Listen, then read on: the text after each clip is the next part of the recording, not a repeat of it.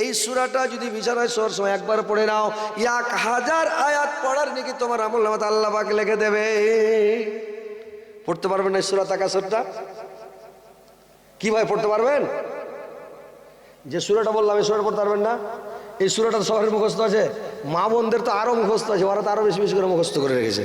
সবাই পড়বেন বিছানায় শোয়ার সময় তাকাসুরটা পড়বেন, 1000 আয়াত পড়া হয়ে গেল। আল্লাহ যদি খুশি হয়ে যায় তার কোনো চিন্তা হয় জান্নাত দিয়ে দেয়? কোনো চিন্তা নাই, নো টেনশন। তো কথা হচ্ছে যে খুশি হয়ে গেলে ভয় থাকে না, খুশি আল্লাহ যখন হয়ে গেল আর চিন্তা নেই, আল্লাহ দিবেই জান্নাতে, খুশি হয়ে তো হাসবে নাকি? তো কথা হচ্ছে যে এই দোয়াটা প্রত্যেকদিন 1000 আয়াত পড়বে। আল্লাহর নবী আরো বললেন, সূরা কারিয়া যদি তোমরা প্রত্যেক দিন বিছানায় শোয়ার সময় একবার পড়ে নাও, জাহান্নামীর মা হবে হাবিয়া, জাহান্নামীদের মা হবে হাবিয়া। ও যতই পালাক, যেদিকে পালাক, মানে আগা দিকে হাবিয়া পড়বে, ওকে হাবিয়াতে যেতে হবে, জাহান্নামে পড়বে। তো যে প্রত্যেক দিন সূরা কারিয়া পড়বে রে ভাই, জাহান্নাম হাবিয়ার আগা দিকে ওর দেখা হবে না, হাবিয়া দোজখে পড়বে না।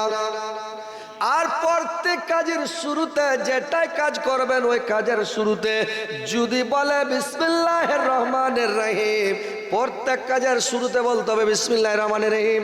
তাহলে বিসমিল্লাহির রহমানির রহিমে 19টা হরফ আছে। কয়টা আছে?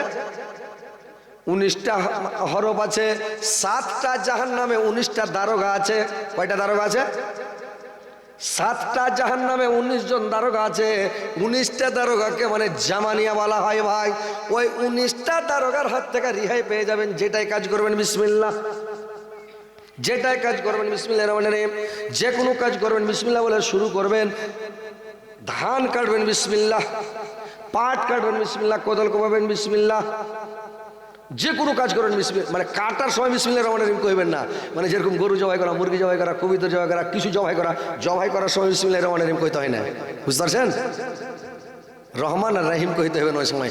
বিসমিল্লাহ আল্লাহু আকবার, আল্লাহ তোমার নামে শুরু করছি, তুমি সব চাইতে বড়, দিয়ে দিলে বিসমিল্লাহ আল্লাহু আকবার। কোদাল কোপাইতে লাগলেন বিসমিল্লাহ, আল্লাহ তোমার নামে শুরু করলাম, দিলা পড়।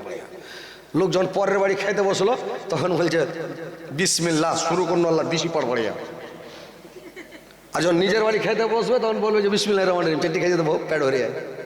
বুঝতে পারলেন? ওইরকম করে দানি কানি করে বিসমিল্লাহ করবে না। তো কথা হলো যে কোনো কাজ করবে বিসমিল্লাহ বলে শুরু করে, বিসমিল্লাহির রহমানির রহিম বলে, তুমি জাহান্নামের দারোগার হাত থেকে রিহাই পেয়ে যাবা। বুঝতে পারছো কথাগুলো? ভাই মনে রাখতে হবে, মনে না রাখলে সব শেষ। এবার আল্লাহর নবী বললেন, বিছানায় শোয়ার সময় যখন তোমার সূরা তাকাসুর, সূরা কারিয়া, সূরা এজাজুল যখন পড়া হয়ে গেল, তারপরে 3 বার সূরা ইখলাস পড়ো, কুল হুয়াল্লাহু আহাদ। এই সূরাটা যদি তোমরা 3 বার পড়ে নাও, 10 পারা কোরআন পড়ার নেকি তোমার আমলনামাতে আল্লাহ পাক লিখে দেবেন রে ভাই। বুঝতে পারছেন?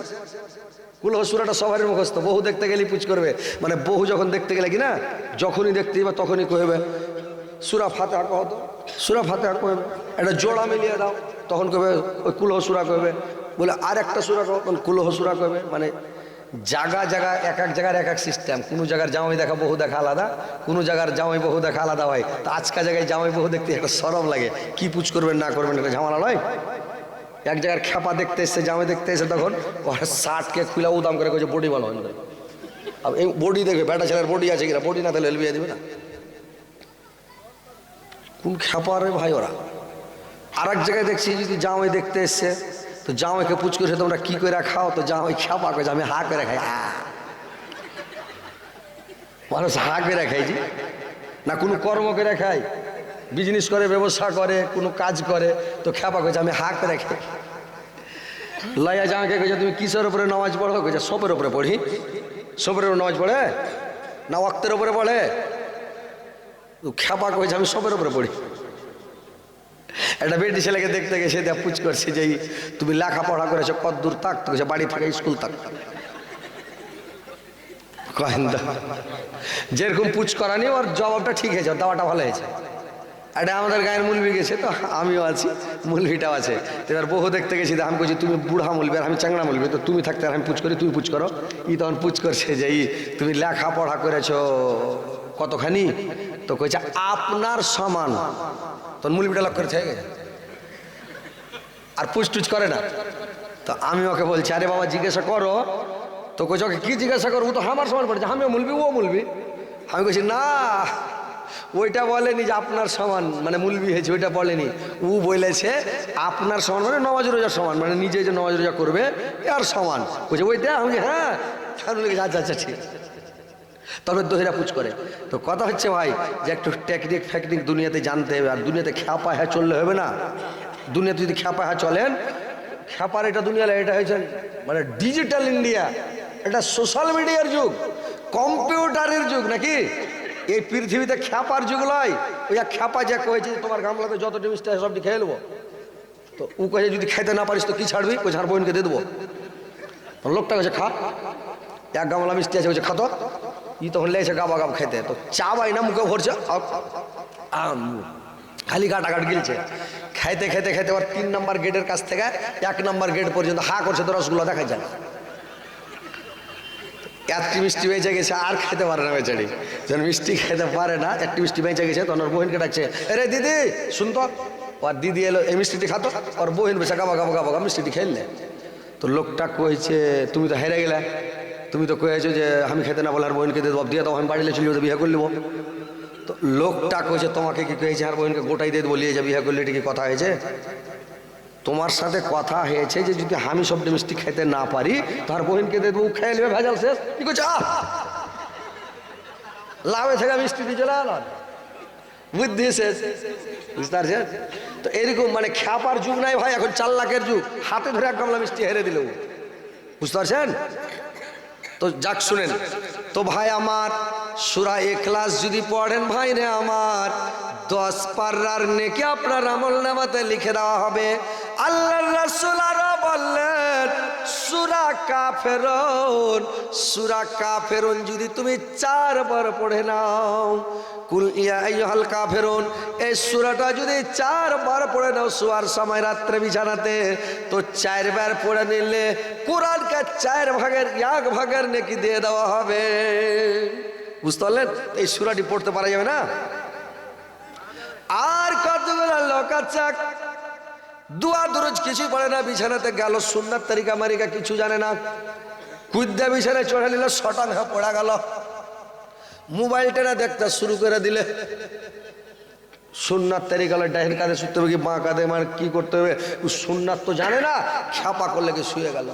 আরও যখন শুয়ে গেল, ওর বেটা ওর পাঞ্জরে শুয়ে গেল, ওর বেটা দেখছে হার বাপ নোংরা শুতলে, তখন ও নোংরা শুতে শুরু করে দিল। বেটাও শুনাচ্ছে, বাপ যদি সুন্নাত তরিকা মেনে চলে তো বেটাও মানবে, সবাই মানবে।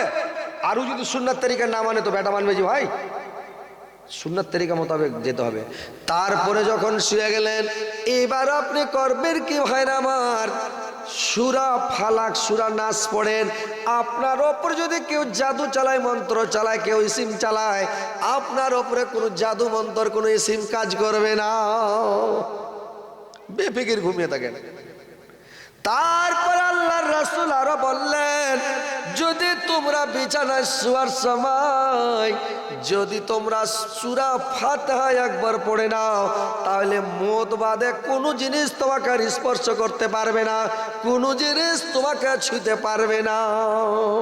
এত ফজিলত ভাইরা আমার।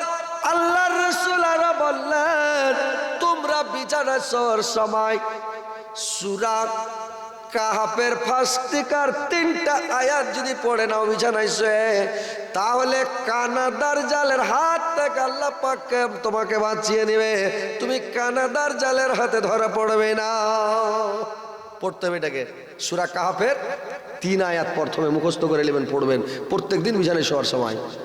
ভাইরে আমার, কত নেকি, কত সব, কত সব, কত সওয়াব। সওয়াব কামাইতে জানলে অনেক নেকি, আর যদি নেকি না কামাইতে জানেন তো কিছু নয়। তো ভাই যেটাই কাজ করব যেন আমাদের সুন্নাত তরিকা মোতাবেক হয়, আমরা যেটাই কাজ করব যেন সুন্নাত তরিকা মোতাবেক হয়। উঠন বসন চলন ফিরন খাওয়ন পিয়ন যা কিছু কথা বলবো, কথা বললেও নবীর সুন্নাত তরিকা মোতাবেক। মানুষের সাথে যখন কথা বলবেন তখন শান্ত মিজাজে কথা বলবেন। আল্লাহর রাসূল যখন রেগে যেতেন আমাদের মতন লাফালাফি করতেন না রে ভাই। মানুষের এখন যদি আমাদের রাগ উঠে যায় হাত পা খুলতে লাগবে, কি হাত পা খুলবে না ভাই, রাগ উঠে গেলে ভেটবে নাকি হয়, যেরকম করবে পাগড়ি বানবে, মাথায় কোমরে গামছা বানবে, আর না তো খালি করবে দড়ি আই আই তো দেখি বডি দেখাও আই, এরকম করবে, মানে লাফালাফি শুরু করে দেবে মানুষ। আল্লাহর নবীর কথা এসা বলছেন, আল্লাহর রাসূল যখন রেগে যেতেন আল্লাহর নবীর চোখগুলো লাল হয়ে যেতেন, দেখে বোঝা যেত আল্লাহর নবী রেগে গেছেন। আল্লাহর নবী কোনো মানুষের মতন লাফালাফি করতেন না, তড়পে করতেন না। আল্লাহর রাসূল যখন খুতবা দিতেন জুমার দিন রে ভাই, আল্লাহর নবী যখন রেগে যেতেন খুতবা দিতে দিতে কোনো কারণে, তো একটু যদি রাগ হতেন আল্লাহর নবী আঙ্গুল দিয়ে ইশারা করতেন, এভাবে ইশারা করতেন, আর চোখগুলো একটু লাল হয়ে যেত। আল্লাহর নবী কিন্তু তড়পা তড়পি কোনোদিন করতেন না ভাই। তো নবীর সুন্নাত হলো যে ভয় লাফালাফি করবেন না, তড়পা তড়পি করবেন না, মানুষকে অপমান করবেন না, বেজ্জত করবেন না, গালি দিবেন না, কোনো মানুষকে আঘাত দিবেন না, কোনো মানুষকে বেজ্জত করতে হয় না, অপমান করতে হয় না, কোনো মানুষকে দুঃখ দিবেন না। আল্লাহর রাসূল বলেছেন কিয়ামতের দিন আল্লাহ পাক তিন প্রকার লোককে ক্ষমা করবেন না, বাদ বাকি সমস্ত মানুষকে আল্লাহ ক্ষমা করে দেবেন। বান্দা যদি আসমান থেকে জমিন পর্যন্ত, মাশরিক থেকে মাগরিব পর্যন্ত সারা পৃথিবী পাপ করে ভর্তি করে যদি আল্লাহর সম্মুখে দেখা করে, আল্লাহ বলছেন আমি পৃথিবী ভর্তি ক্ষমা নিয়ে আমার সঙ্গে আমি দেখা করব, কিন্তু তিন প্রকার লোককে আমি ক্ষমা করব না। এক নম্বর ওই লোকটা, যেই লোকটা আল্লাহর সাথে শিরিক করে, ওই লোকটাকে ক্ষমা করা হবে না। দুই নম্বর ওই লোকটাকে ক্ষমা করা হবে না যেই লোকটা পরের হক মেরে খায়, পরের হককে দাবিয়ে খায়, পরের হককে দখল করে খায়, জোর পূর্বক খায়, পরের হক নষ্ট করে, ওই লোকটাকে ক্ষমা করা হবে না। তৃতীয় নাম্বার হলো ওই লোকটা রে ভাই, যে লোকটা পৃথিবীতে কোনো মানুষকে দুঃখ দিয়ে আসবে, আঘাত দিয়ে আসবে, কষ্ট দিয়ে আসবে, বেজ্জত করে আসবে, অপমান করে আসবে, দুঃখ দিয়ে পৃথিবী থেকে যে আসবে, ওই লোকটাকে জিন্দেগিতে ক্ষমা করা হবে না। তো ভাই মানুষকে বেজ্জত করিয়েন না, অপমান করিয়েন না, শক্তির গরম দেখাবেন না, লাঠির গরম দেখাবেন না, বংশের গরম দেখাবেন না, পয়সার গরম দেখাবেন না, দলীয় দাপট দেখিয়ে মানুষকে কষ্ট দিয়ে যায়েন না। বুঝতে পারলেন? পৃথিবীতে ভাই চলেন নবীর সুন্নাত তরিকা মোতাবেক, কাজিয়া ঝগড়া বিবাদ বিসংবাদ করবেন না, সব যত যা কাজ করবেন রাস্তায় চলবেন নবীর সুন্নাত তরিকা মোতাবেক, নামও দিকে মুখ করে চলেন, রাস্তা দেখে চলেন, খেতে বসবেন নবীর সুন্নাত, পেশাব পায়খানা করবেন নবীর সুন্নাত, বিছানায় ঘুমাবেন নবীর সুন্নাত, দেশ বিদেশ যাবেন নবীর সুন্নাত, যে কোনো কাজকর্ম যেটাই করবেন এ টু জেড সম্পূর্ণ নবীর সুন্নাত। কিন্তু মানুষ সুন্নাত মানে না বলে আজকে এই মানুষের অবস্থা। মানুষ কেন সুন্নাত না ছাড়লে শয়তানের দখল করবে, আর শয়তান দখল যখন করলো তখন বিষ মরে গেল। সুন্নাত না মানলে গায়ের মানে বিসমিল্লাহ বলে ভুলে গেলে কাজ খারাপ। আপনি যখন সুন্নাত মানবেন সব কাজ হবে, সুন্নাত না মানবেন তখন আপনার সব কিছু বেকার হয়ে যাবে, ছেলে পিলা সব নষ্ট হয়ে যাবে, বরবাদ হয়ে যাবে। বুঝতে পারছেন? তো এইবার মা বোনদের দু চারটা কথাগুলো বলি, মা বোনেরা তোমরা ভালো করে শোনো, ধ্যান দিয়ে শোনো। অনেক মানে কথা আছে, কথা বলে শেষ হবে না। হাদিস কোরআন হচ্ছে বিরাট জঙ্গল, যত ঘাটবেন ভাই জঙ্গল জঙ্গল জঙ্গল, মানে জঙ্গলে ঢুকে যান, জঙ্গলের শেষ হবে না। তো মনে হচ্ছে যে হাদিস কোরআন জঙ্গল, যত পড়বেন অত চিকন, যত পড়বেন অত চিকন, যত বলবেন অত চিকন। তো কথা হচ্ছে যে মা বোনেরা তোমাদের মাত্র চারটা কাজ, এই চারটা কাজ যদি তোমরা করতে পারো তোমাদের আগে আর কেউ জান্নাতে যেতে পারবে না। আল্লাহ 8টা জান্নাতের 8টা গেট খুলে দিবেন, যেটা দিয়ে ইচ্ছা ওটা দিয়ে চলে যাবেন।